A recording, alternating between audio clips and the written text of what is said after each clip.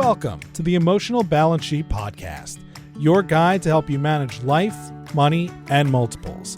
Each episode, host Paul Fenner, Tama Capital's president and founder, and the proud parent of 4 amazing children, including 1 set of triplets, will provide insights on successfully sustaining an active lifestyle, career, and family through comprehensive wealth management strategies, financial education, and lifestyle planning, specific to parents raising twins, triplets, and more. Learn more, subscribe to the show, or connect with Paul at tamacapital.com. This podcast is for informational purposes only and should not be relied upon for investment decisions. Clients of Tama may retain positions in the securities discussed in this podcast. If someone told you that you could land a new job making more money in 30 days, how interested would you be? This is precisely the offer and what interested me in speaking with career coach and consultant Gurpreet Mann. Gurpreet, who comes from both a human resource and entrepreneurial background, re-engineered the traditional sales process to help her clients find a career that fits their personal brand. Part of Gurpreet's journey and her focus on building her brand all began when her father died. She started asking deep questions about herself and focusing her efforts on what she could do to make the most impact.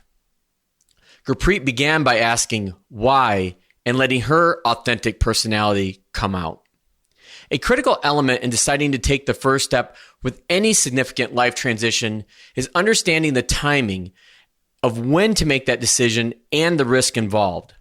For Gurpreet, she thought through the minimal risk involved in following her own calling, which she spent meaningful time researching and then did not hesitate to seize her opportunity.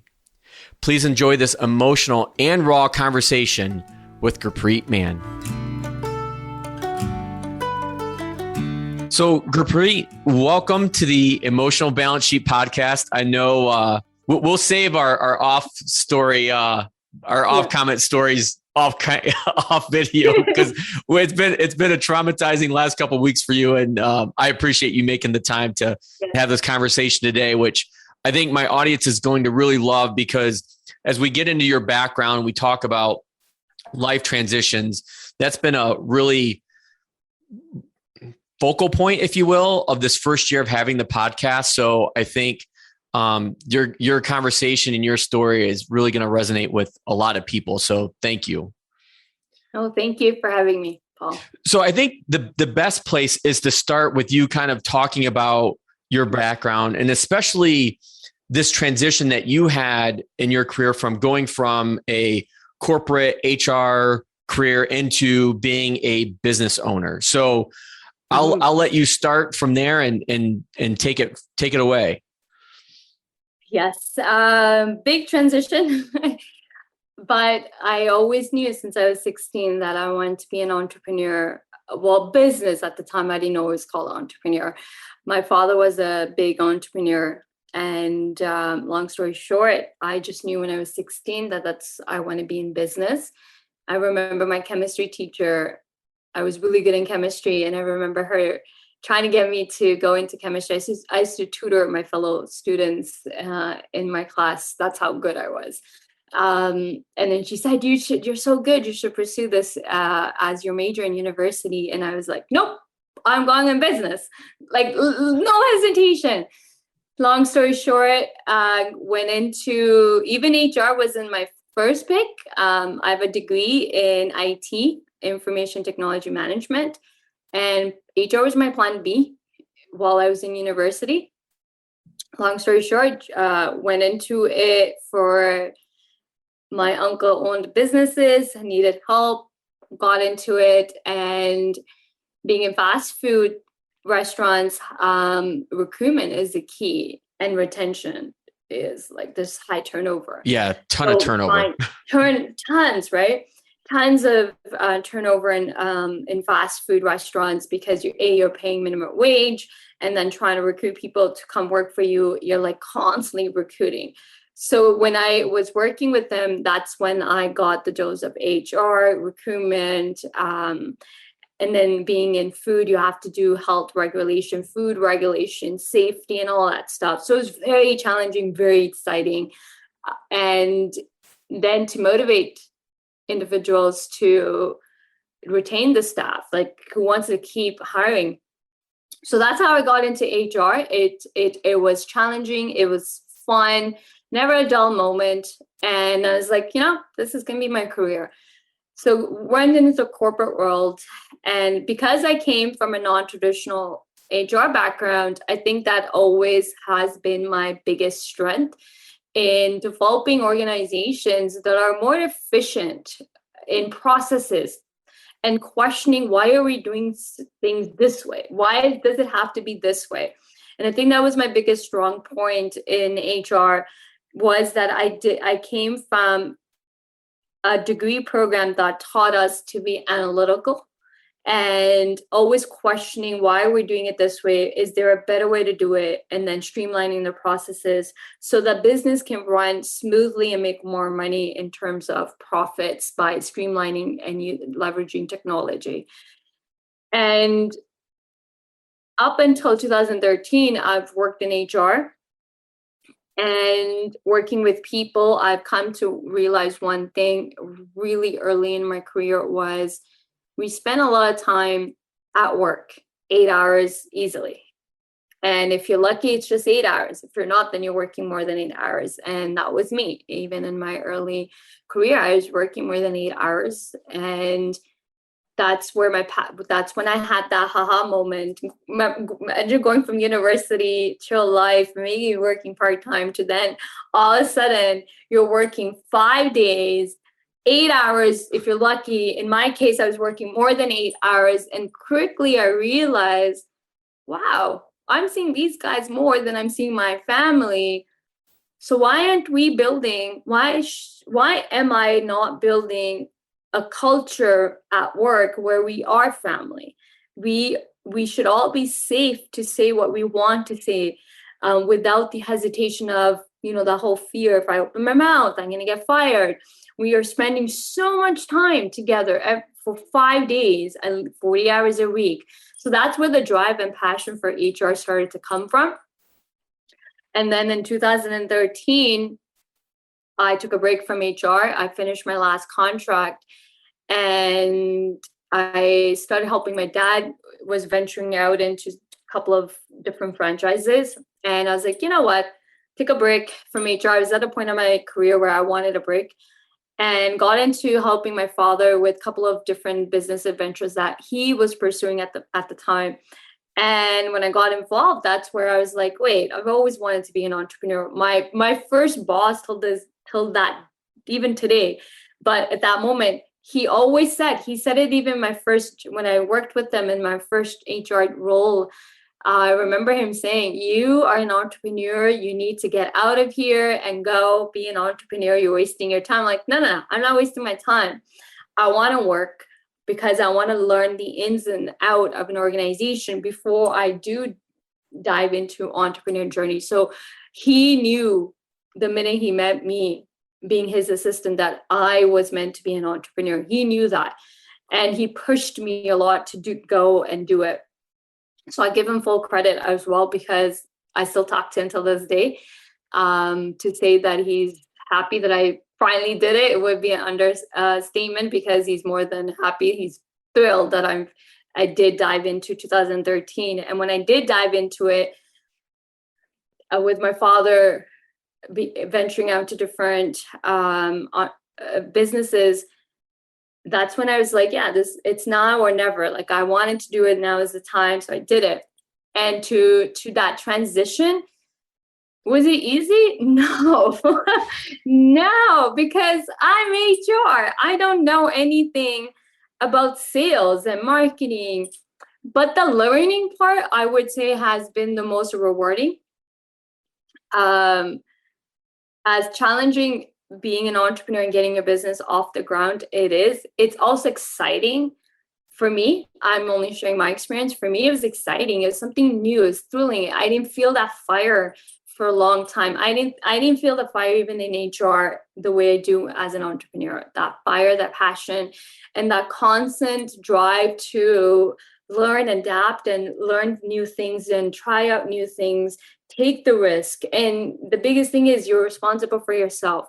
So the transition was amazing at the same time. Yes, challenging to learn different things, but I would not trade it for anything because I think I've grown a lot being an entrepreneur.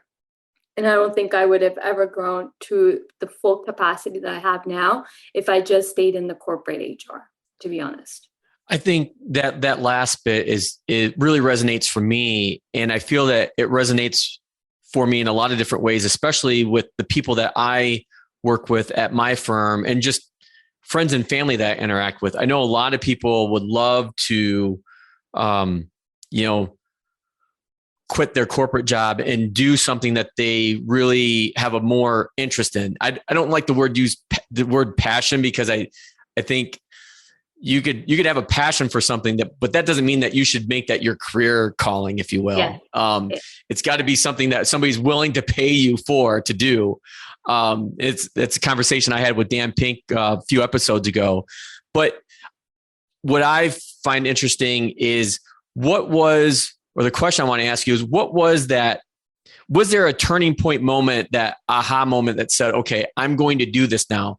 Because a lot of people that I find, and even myself, for example, when I started my firm, it takes a lot to take that first step because there's the fear of the unknown and you feel like somewhat of this safety net in your corporate role, where in today's world, any of us could get let go at any point in time. Yeah.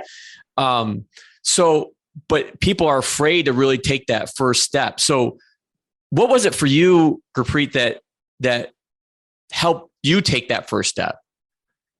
I would say, which I forgot to highlight, I always had a side hustle, even working full time. My first entrepreneur journey actually started from 2007, running a side hustle, artificial Indian jewelry, selling that. Diving into it full time came from, I finished my contract, and that last role I worked in the corporate world, I was working more than 8 hours a day. I was the sole HR for my location, and I was wearing so many different hats and doing so many different things because I was one person taking care of the entire location. And a lot of people don't realize how much work HR is. And then also paperwork. There's a lot of paperwork in HR, and you can't run away from it because everything's about documentation. So I was working more than 8 hours a day. And what that gave me, all my jobs actually worked more than 8 hours a day. But that last role, it just clicked to me. Like when I finished the contract, my boss eventually reached out to me to come back again for another 3 months. And I said, no, either hire me full-time or don't, otherwise I'm not coming back. But what I realized was, wait, if I can work 12 plus hours for a company that's just giving me salary, I can do it for myself. And it wasn't even about like, I can, sure, if I can work 12 hours for someone else, why can't I work for myself? And in the back of my mind, I always wanted to be an entrepreneur anyways. So that moment with my dad, when he bought a travel franchise and he bought UPS franchise, but I got involved in the travel, working with him, first aspect was just that I'm just going to do it because I'm in between jobs. But when I started to work with him and to get that travel franchise off the ground, to me, that's when I had my aha moment was, wait, I always wanted to be an entrepreneur. I'm 33. I'm not married. I'm single. I don't have kids. I don't have a husband. I'm not responsible for anybody except for me. So this is the time to do it, right? For me, that was my aha moment. I'm not responsible for any other human being other than myself. So if I venture out and doesn't work out, it's just me involved, right? It does get harder for people that are married and they have a partner and then kids, so, and the mortgage and stuff. I didn't have any of that. So I was like, now or never. So that's where my haha moment happened. And I also had the attitude was, what's the worst? I will fail. I'll go back to working, right? That corporate job is not going anywhere. But this venture is either now or it's going to get harder if I did end up getting like getting married and kids, right? So that whole haha moment was, I'm single. I'm only responsible for myself. Now is the time to take the risk, because at least if it doesn't work out, it's just me. I'm not responsible for another human being. So that was my haha moment, and I'm glad I did it, and I never looked back. Was it easy? No. Did I right away had clients? No. It was a lot of learning, a lot of how to sell. Sales is one thing I would say I had to learn bang on. And sales isn't, what I've learned from my sales coach is that sales is helping. And we've never been taught. I still have it on my sticky note. She made us write it. To everyone that hires her as their coach, she makes you write. Sales is helping and selling is helping. But traditionally speaking, we've been taught sales to sell in terms of sell, right? But we haven't taught it in a way to diagnose a problem. Here's a problem. Here's your pain point. Here's where you want to get. And I'm the solution to your problem. So sales is something I had to learn. Branding, marketing. I started watching Shark Tank. I just started watching a lot of business people. Shark Tank, I learned a lot from Shark Tank. I tell everybody, you don't even have to be an entrepreneur. I think you can learn so much from Shark Tank. Yeah, I would agree. That's a very interesting show. Yeah, really, really great, inspiring show, but you can just learn so much. So I started watching Shark Tank. I started following entrepreneurs. And then I started reading books on sales, marketing, branding. And that's where I would say that a lot of the pieces, it took time. I can't say I hated networking, but I had no choice. I had to step out of my comfort zone. And I hated public speaking. Believe it or not, I wouldn't be here today if it wasn't for my entrepreneur journey, because I like to be behind the scenes. But in the entrepreneur journey, if you're behind the scenes, someone else will take the credit for your work. And it has happened to me multiple times that I had to wake up and realize that I can't be behind the scenes, because people buy from people. And if I keep staying behind the scenes, other people would take credit for my work, which is not a pleasant experience. So I would say for me, it's been a rewarding experience, because I've had to get very, very, very uncomfortable with a lot of different things that I was not comfortable doing. And one of them was speaking and putting myself out there. So I would say for anything else, that's what has been the most rewarding for me. Because when I reflect back on where I came from and where I am today, I can't believe I'm the same person. So let's now that we kind of have a really good backdrop of your story and this life transition that you've gone through, let's dig into a little bit about the business that you're actually in today, which is career coaching. Can you explain a little bit about what you do and what career coaching means to you? Because that's a term that gets thrown out there, often, and there's varying degrees of what that means, and people that call themselves a career coach, what they do versus what other people do or don't do. Yes. So I run actually two businesses. One is career coaching. So I have two businesses. One is called HR Superhero, which is HR consulting for small, medium-sized businesses. Along with that was doing career coaching, because I'm in HR. People used to reach out to me. In the pandemic, it really took off. Last year really took off to end up to the point where it had to be its own business. That's how much it took off to, like, coaching was something like a second service under one company. But in the pandemic, it took off to the point where it was time for it to be its own entity.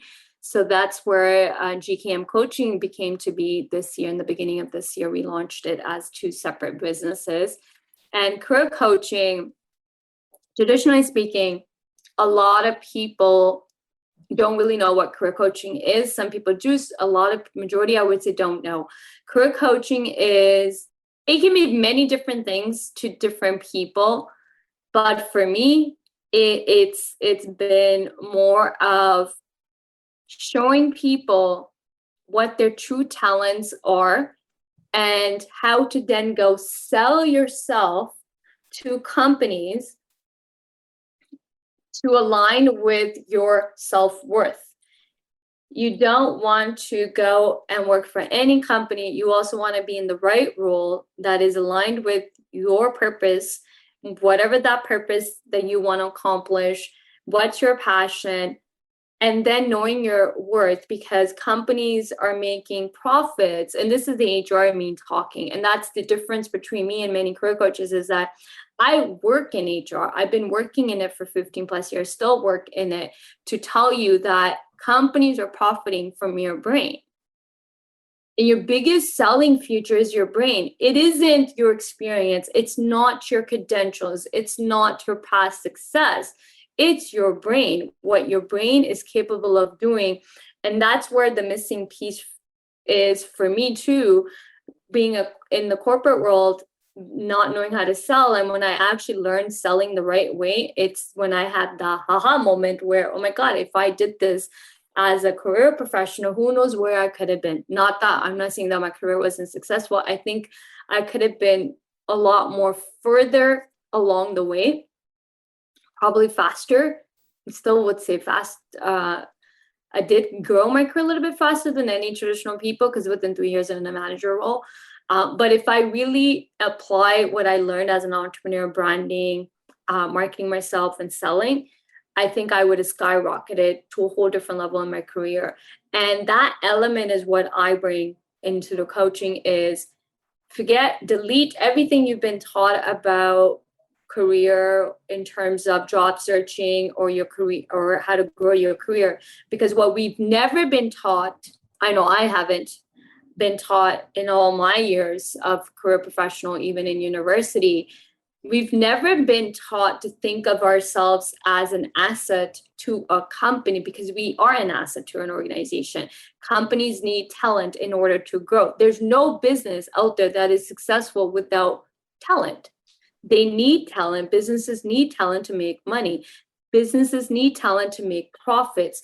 That's why we get hired, and they're benefiting from our brains. So we've never been taught in terms to sell ourselves in a benefit. Like I am a benefit to you because here's how much money you're going to make from me, and also ROI.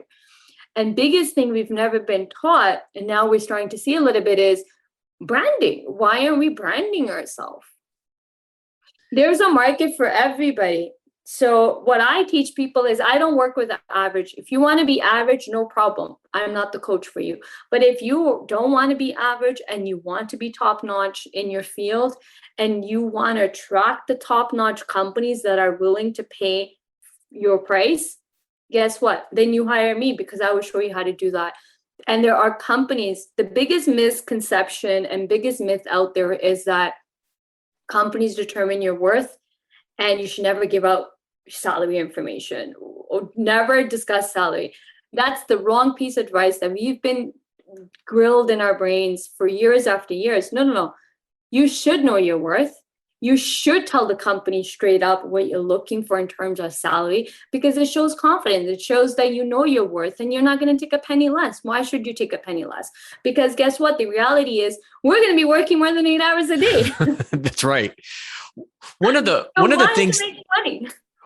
things that I found really interesting in doing, my background work on you, and I think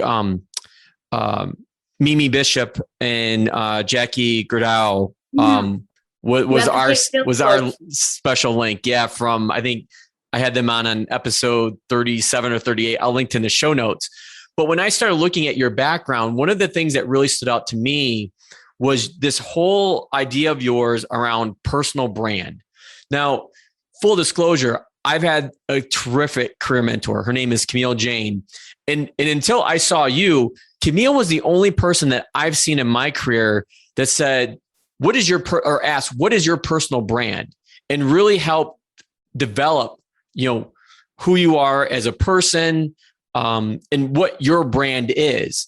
So talk to me about what that, like how you got onto that, and how you work with your clients on their personal brand. I guess start with, What does that mean, personal brand? Yeah. Good question. I was going to say a lot of people don't even know what it means, and people are also teaching it incorrectly. So for me, I would say my biggest shift in branding actually did happen. Full disclosure, what did I know 100% what branding was? No. Learning it as an entrepreneur, sure, knowledge was there, but I would say that my biggest moment in my brand making breakthrough happened when my dad died in September 2018. My father died, and my whole life changed in a sense that I started to ask myself hard questions. What do I want my life to be? Do I want to continue living the way I've been living?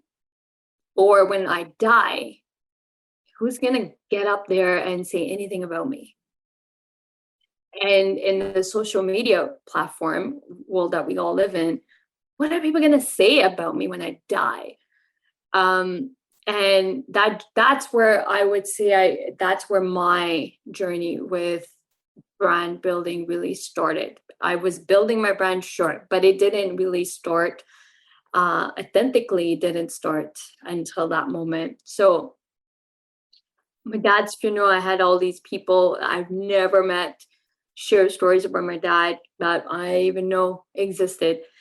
And that's when the deeper I started to dig into purpose of life, that's where I realized I no longer wanted to be just running around and just working my life off. I was running a couple of different businesses, and I said, no, I don't want that. I want my life to mean something. I don't want just work. I want to make an impact in this world, and what kind of impact I want. That's where my whole life moment shifted, is where I was able to have this hard reality conversation that many of us run away from, is that we don't want to talk about death because we think we're going to live forever. But the truth is we're not. And my prime example, I've lost a lot of loved ones in a short period of time, like back to back. And my dad was like the tipping iceberg.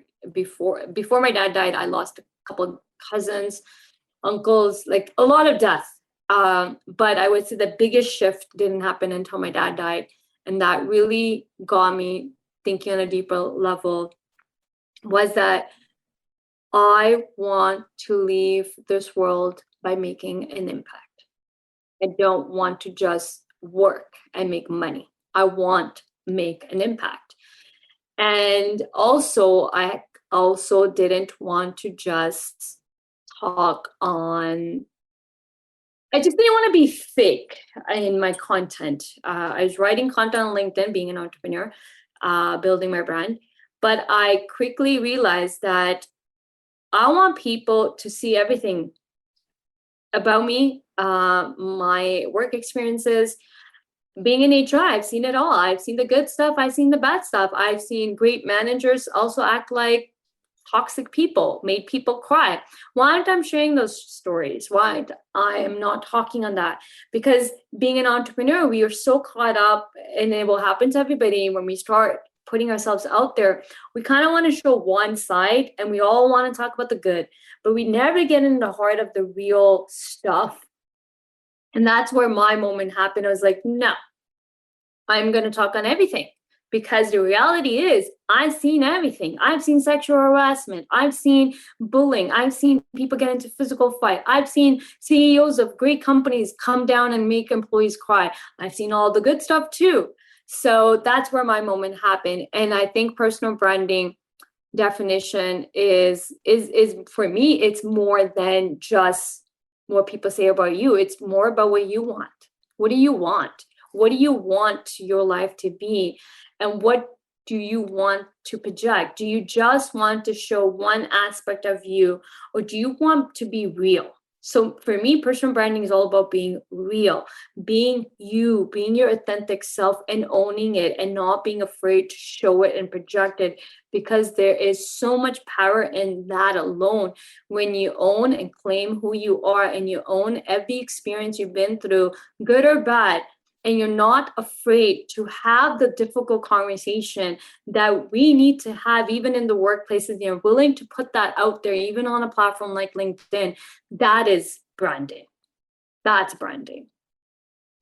So along those lines, what are some of the tactics or strategies, if you will, that you work with your clients on in how they maybe go about specifically building or identifying, laying out, if you will, their personal brand?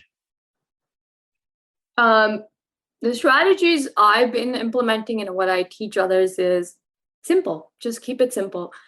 You need to get very clear on your why first, why you want to do it, right? And it can't be the driving force behind building yourself as a brand cannot be money. It cannot be followers. It can't be how many people like your content. It can't be how many people are commenting. Remove that piece out of it, because I would say that the reason I've been able to build a brand around me successfully was because I didn't focus on that stuff. I didn't focus on followers. I didn't focus on how many people like my content. I didn't focus on like how many people follow me. I didn't focus on money. I didn't focus on the materialistic things. I focused on impact. I want to make an impact. I want to share my knowledge. I want to also keep it real. Being in HR, I'm in a privileged spot to really make an impact. So that's how I tell people, if you want to really build your brand, then you have to do it with a why. And the why should never be followers. And you don't do it because you want to be an influencer. Let's put it in the terms that we all recognize. Influencers. You don't do it because you want to be an influencer. Have I been called an influencer? Yes. And every time I have, I feel weird when someone says it, because that's not my goal. My goal isn't I want to be an influencer. Do I want to share stories because I've gone through hell and back in my own personal life, and I want to share those to give other people hope that you're not in it alone. Mental health. I've been in an abusive marriage, so those personal branding is also about sharing some personal aspect of your life. It can't just be work, right? So keeping it real, keep it simple, but be genuine and be real. And don't automatically dismiss the heart of your content by downplaying it to turn it into what I see a lot of people doing is they'll start to share a little bit personal information, but they right away want to look like they're the hero and leave out the emotions and the pitfall of a situation or depression you went through it. People tend to leave those emotions out because they quickly want to show that they came out of it and they're the hero. And that's where I say, no, you don't want to be a motivational. You don't write a post to just say one little tidbit, then you want to be a motivational. Don't be a motivational speaker. Don't be an influencer, but get heart of the real raw emotion. If you're going to build your personal brand, then you have to be willing to get raw with the emotions because we're human beings. I am not afraid to talk about the couple times I had an episode where I thought of, killing myself. And did I do it right away? No. At the beginning of this year, I cried on my own LinkedIn Live where I had one of my coaches be a guest and we started talking about self-worth, and I was battling with that. I'm not afraid to talk on the real emotions, and I'm not afraid to cry in front of people, but that's what makes me real, and that's what your brand should be. It should be real. It should be you. Is everyone going to like you? No, I've been bullied too on LinkedIn. Not everyone's going to like what you're saying. Not everyone's going to hate you either. And the beauty in building a personal brand that's real and simple and raw is that you will attract the right people and you will remove the ones that are not aligned with you and who you stand for. So never be afraid to put yourself out there in a real 100% you, the authentic self that you are. That's how you build a brand. You find when you're having these initial conversations with the people that you're working with, obviously it requires a lot of deep thought. Do people find that, yeah, I know with a lot of people I work with, especially like that have families, have kids or parents, it's hard to step back from life for it seems like seconds, but minutes or hours, to give yourself that grace and time that you probably need to be able to really think about these things. Yeah. I tell people you have to make time for you. Even if you have kids. The thing is, you can't build your personal brand if you don't know who you are. And the only way to know who you are is to spend me time alone, without family, without friends, without kids. And you have to allocate that time. And you gotta, if it means you're gonna need to schedule it in, then you schedule it in. And for me, it's a little bit easy in the sense that I don't have kids and I'm not married, I'm single.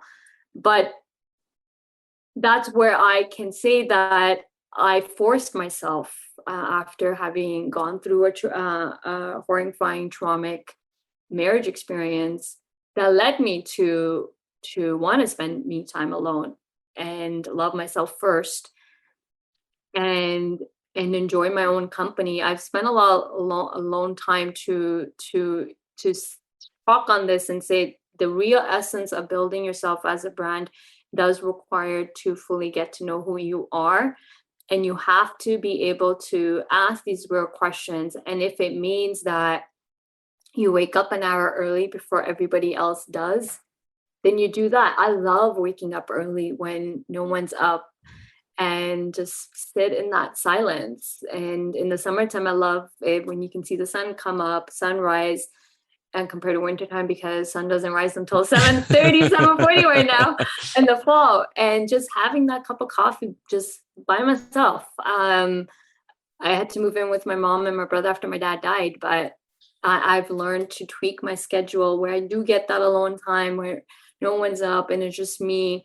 All of us have our different schedules, but you have to find that me time, I would say, every single day. And meditation has really amplified that for me. And I recommend, when I work with clients, I recommend meditation as a daily practice, not something you do once and you never do it again, but building that into your daily routine. So building a routine that also is just you spending time by yourself, and it can be into meditation.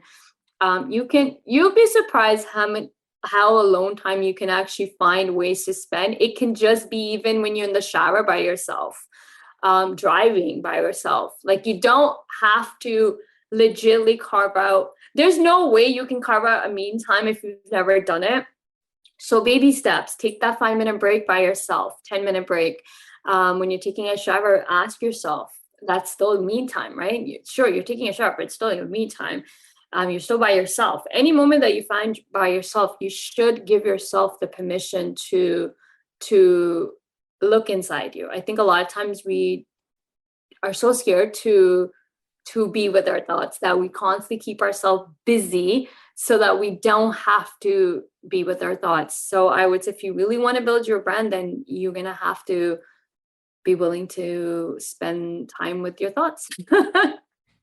And I think that's a challenge for most people, because even no matter what situation you're in life, whether you're single or married, kids, no kids, I think there's a certain fear sometimes, I think, that people have to overcome to make that time for themselves.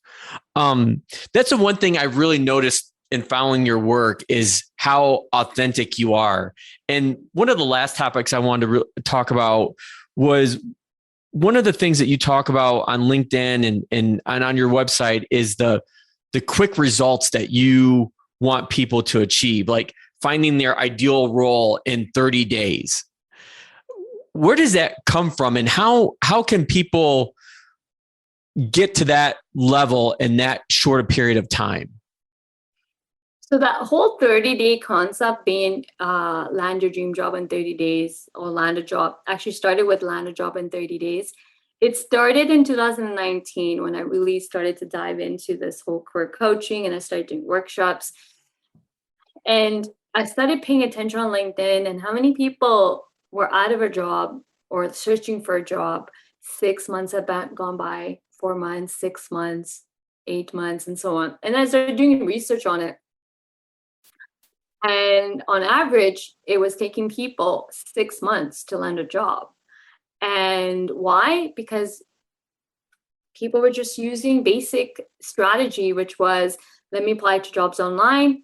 And then when it came to networking, it was the networking piece was being taught wrong. Basically, networking was, oh, you're looking for a job, start reaching out to people on LinkedIn, start connecting, ask for information on interviews, ask people to refer you for positions in the companies you want to work for. So a lot of things were being taught wrong. And that's why people were struggling. It was the approach. You don't need to be searching for a job for 6 months. You can be in a new job in 30 days if you really want to. And why I can say that was, I looked back on me. Imagine if it took you 30 days or 6 months to land one client, you'd be out of a business, right? That's a great point. So I started to look at me, right? Like how do I get clients? So it came down to sales process. And that's where I was like, oh, okay. The reason people are failing is because they don't have a strategy. You're not treating it like a sales process. You need to generate leads. So creating a lead generator. And then in sales, we learn about sales funnel, marketing funnel, awareness, engage, and nurture, and close. So I took that concept and I turned it into a job search method.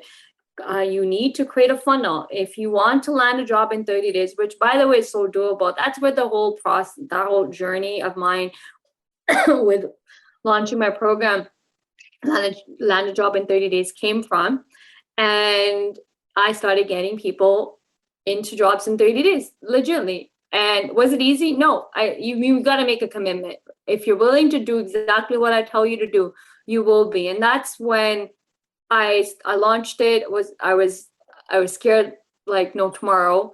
But when people started to enroll, 1 or 2 people, first time I ran it, I only had 2 people. The second time I ran it, I had 7, 8 people.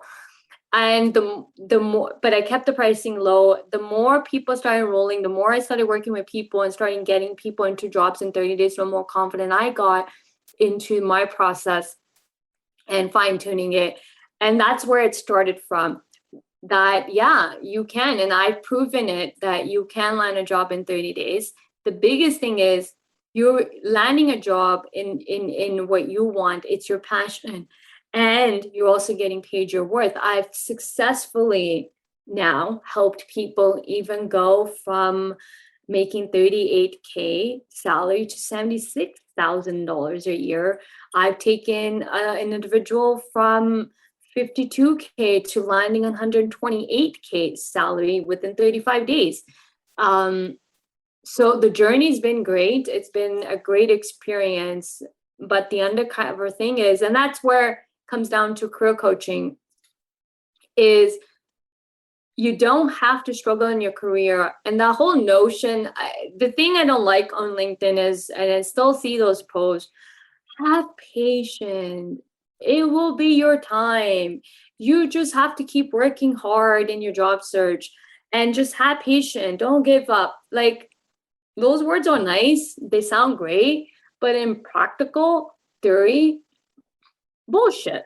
Why should you sit there? Like, I don't know anybody. That's like going back to my religion class in high school, where the teacher told us a story about a man that was on a boat, and person came to help him. He's like, nope, God's gonna come help me, right?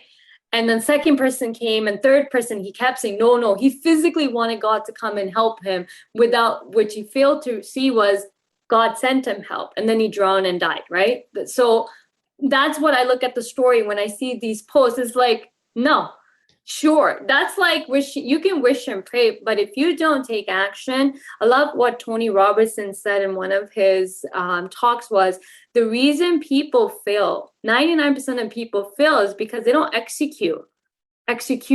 That there's a reason why only 1% of people in this world is successful. If you take the whole population of this world, he said rough estimate is that there's only 1% of people that are successful. What makes 1% people successful and the rest of them is the ability to take action, to take execution. Anyone can learn. We can all learn. We have internet. We can all learn. But the execution is where it matters, right? And the career coaches, if you get the right coach, can help you speed up those results. So can you land a job in 30 days? Yes. Pandemic, I didn't call it land a job in 30 days. You got to go with the times too. So I removed the 30-day and I just called it land your dream job. But I wouldn't say magically, but people were still landing jobs in 30 days, even in the pandemic. So what I learned during the pandemic was that it wasn't about the time we're living in. It can be recession, it can be bad. That goes with any situation. In every situation, even during the recession, we'll see some companies, some industries go down, another just merges up. And that's what happened in the pandemic. We've seen so many, like, where restaurants industry went down, travel, but we saw a whole spurge happen in the online burst. Zoom, boom, boomed. Overnight became in demand. Amazon couldn't keep up with their deliveries because not that they weren't big, but in Canada, they amplified because you can't go anywhere, right? You're on a lockdown. So people were online. Online space boomed. And that's where I was trying to educate people, was where one goes down, there's another. There's always a balance. But too bad that the media was too focused on the negativity about pandemic and just talking about jobs lost. Nobody was talking about the jobs that were created. There was tons of jobs that were created. There was tons of industries that started booming. Overnight, some fields and some industries became in demand, but nobody was talking about that. And everybody was in this fear that, no, you can't land a job. Let me stay where I am. But slowly, some people took that risk and were willing to shift roles or, hey, join my program. And I also increased my prices in pandemic. That's a good business move. Which was, I don't know where I got the guts to do it, but when I reflect back, it was the best business move because, I increased my coaching prices and people still took it. People were getting results. Full disclaimer, your results, what people fail to understand is your results are driven by you, not by a coach. Coach is there to give you strategies, methods, and approach and execution. But coach is not going to do the work for you. You have to do the work. If you're willing to do the work, you will get the results, right? So that's the difference between a coach and just doing it by yourself. I'm not here to say you can't do it by yourself. But if you're willing to learn and you're willing to have the patience and time and you're not focused on, well, I want to get it here fast, fine, sure, trial and error, right? That's how you learn on your own, is trial and error. The coach can save you the trial and error period and get you there faster if that's what you want. So in the end of the day, can you land a job in 30 days? That's a big yes. And that's not me bullshitting. That's not me trying to scam people. On full disclosure, I also tell people when they get on the call with me, if you have 1% ounce of doubt, don't hire me. I don't want to work with you. But that's my motto. I will work with you if you fully 100% trust me. But even 1% you don't trust me, don't sign up. And people are always taken back by that. I'm like, no, I'm all about energy. Our energy's got to vibe. Our energy's got to mesh. You have to 100% have the trust in the coach you're hiring. If you don't have 100% trust and even 1% doubt, you're bringing that energy into when you sign up for me to be your coach. That 1% doubt is always going to outshine the 99% of the trust you have. That 1%, you're always going to act from there and you're always going to object to what I'm saying. And that's where the friction happens. So I tell people, if you have even 1% doubt in me, don't hire me. Well, Gurpreet, this has been an amazing conversation. A lot of, I think, very tactical and useful strategies that people can walk away with and implement. So I want to get to my closing question, which typically I ask all my guests, what is the best thing about being a parent? But as we know, you don't have any, you're not a parent at this point in time in your life. I'm a dog mom. So let me pivot that question a bit. And because of your love of entrepreneurship, what is the best thing about being an entrepreneur?